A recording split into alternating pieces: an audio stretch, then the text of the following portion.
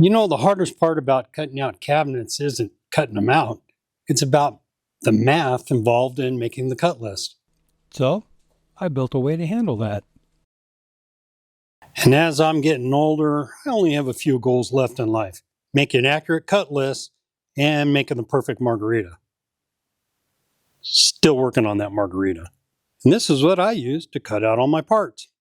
One of the reasons it works so well is that it follows the workflow we use to actually build cabinets.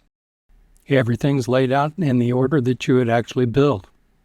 And as you lay out your new jobs and you go into your settings, you can set your different defaults for sizes, heights, and widths. The ability to choose actual plywood thickness greatly increases cabinet accuracy.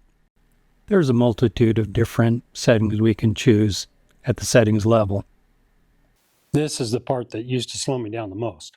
Adding a bunch of cabinets with different parameters and different settings. But once you start adding the cabinets, everything rolls into a complete cut list. Now you actually have something that you can actually build from. This isn't intended to replace Fusion or Cabinet Vision or Mosaic, but when I don't have CAD, I still need accurate cut lists. It's simple, consistent, and gives you an accurate list you can trust. So here's the deal. I'm opening up 5 spots at $15 a piece for those that want to help me develop this to the next level. And there will be several improvements coming. If this helps in the way that you build, check it out at my website at Old Guy Woodworks. Now someday there's going to be a video here that you can watch in full depth of how the cabinet builder works. So this is how I handle cabinet math when I'm not in Fusion. Thanks for watching. See you next time.